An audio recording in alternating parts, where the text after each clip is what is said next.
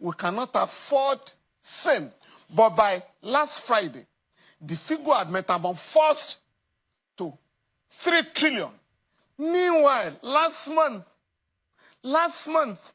on March 6th, I think, to mount further pressure on the government. Now, this thing is happening in Nigeria.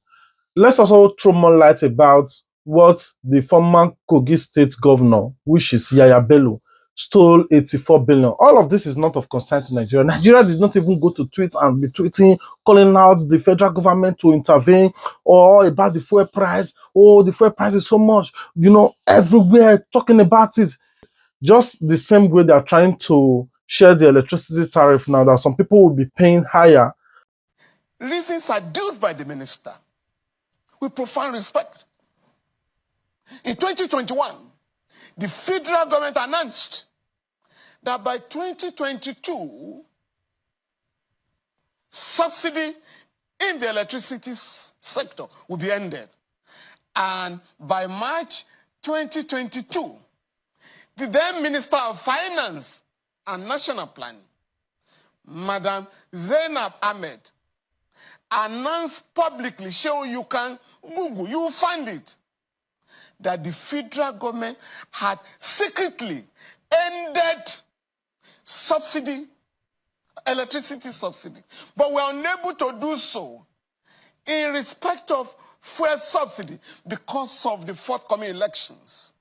So if the federal government announced, the most competent person, the Minister of Finance at the material time, in 2022, that we had ended electricity subsidy, where, for goodness sake, as the Minister of Power got the figure of 3 trillion in 2024, the same minister did say last year, in January this year, I think January 15 to be specific, when the government was under pressure from the IMF, we are spending 700 billion. We spent 700 billion last year on electricity subsidy. We cannot afford same. But by last Friday, the figure had metamorphosed to 3 trillion. Meanwhile, last month, on March 6th, I think, the IMF team came to Nigeria to mount further pressure on the government.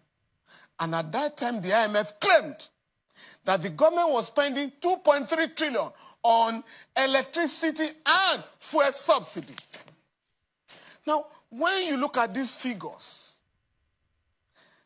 vis-a-vis the commitment or the announcement of the government in 2022 that electricity subsidy has ended, the federal government will have to set up a public inquiry to address these conflicting figures from the IMF, the Minister of Power, and the Commission, so that we know what we are talking about. But as far as the federal government of Nigeria is concerned, electricity subsidy ended in 2022. What they are now doing, what the government is doing now, is to make Nigerians pay for the inefficiency, for the profligacy, and the incompetence of those who are managing the electricity sector in Nigeria.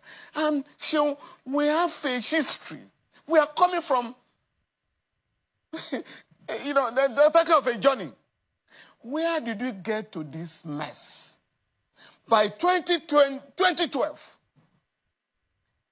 the electricity sector, I think in 2007, the late President Yaradua, when there was this controversy that $16 billion had been wasted on generating darkness by the previous regime, the Olusegun Obasanjo administration, President Yaradua was under pressure, tremendous pressure, to privatize the industry. And he said, no, we are going to see what Nigerians can do to manage, and they were called, not NEPA then, I think it had become PHCN. And by 2012, that body had become self-sufficient, that was no longer being subsidized, it was no longer getting any subvention from the government. But again, as soon as President Yar'Adua passed on, this renewed prayer came from local capitalists and the IMF and World Bank. Thou shalt privatize. Of course, in 2013, some form of privatization was alleged to have taken place. We had 18 electricity companies. As a minister in that regime then, the then Minister of National Planning, Dr. Shamsuddin Usman, later admitted, we sold the electricity companies to our friends. Those friends did not bring any money to the table. They didn't have the fund. They didn't have the competence or the managerial capacity to man or to run those discos efficiently. That is what we are paying for today. So the government must, frankly speaking, apologize to Nigerians that we have mismanaged the electricity sector. And then we go back to the drawing table and begin to find out how we are going to run our country in the interest of our people and not in the interest of some dubious agencies abroad. And I'm talking of the IMF and World Bank. And I have challenged those two bodies that between 2021 and 2023, the IMF in its report claimed that Western governments spent about $7 trillion on biofuel. And again, you can find out this. Because of the war in Ukraine, there is no country in Europe that does not subsidize energy. Otherwise, people will freeze to death because of inadequacy. Mr. Falana, yeah. The effort that we put in to talk about who is more better in music or in wealth or in lifestyle between Davido, Wizkid and Don Jazzy, if this effort is put in talking about the fuel price in Nigeria, talking about the electricity tariff that is just recently high, talking about the Smith price, talking about everything that is not working, believe it, federal government will be pushed to do some certain things because Nigerians are angry. But it seems to be like most of Nigerians are not concerned. They either talk about or concerned and fight about who is more better between Ronaldinho and Messi or Davido and Wizkid or Burna. They always find something to transfer their aggression on. Anyway, recently, there has been excess increase of fuel. Some part of the state are buying fuel for social price. Another state is buying fuel for other price. If you are in social states, you might buy fuel for 900 per liter. If you are in another state, you might buy it for 850. If you are in another state, you can buy it for 700. I want you guys to watch this particular video of Arise TV News. We'll be right back to do some messages to it. The truth is that we're back to square one. We have always been told a lie about the issues around fuel, subsidy, and petroleum availability in the country. And so we are back to a situation whereby NNPC is telling you one thing. And now the worst part is that you now have the independent marketers corroborating what NNPC is saying. Because NNPC is saying it's logistics problem, and petroleum marketers are saying it will take you another 2 weeks because they have to do some other things, which also boils down to the fact that it is also logistics problem.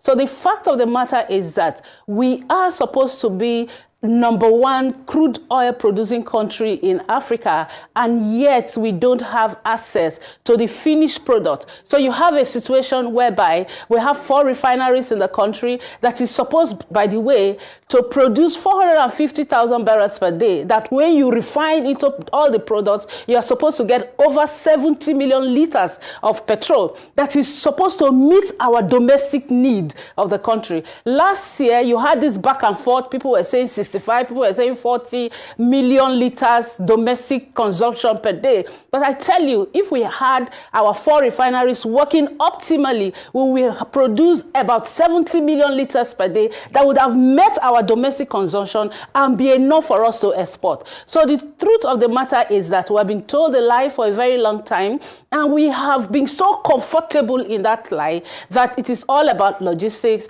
But the truth is that we have failed in making our infrastructure work. We have failed in meeting the needs of the country, and we have failed to make Nigerians Nigerians benefit from the natural resources that all of us should have access to.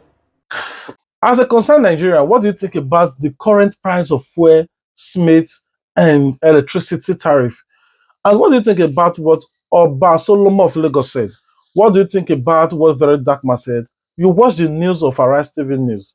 What do you guys also think about what they said? Please, I want to hear from you guys in the comment section. Anyway, this is what we're going to be ending the video. Until we meet again, stay tuned, Plan B TV.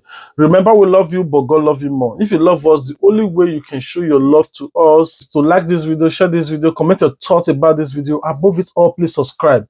That is the only most important way that you can show your love to us. Please subscribe. If you do, turn on your notification bell so that you wouldn't miss out our official uploads. Until we meet again, stay tuned, Plan B TV.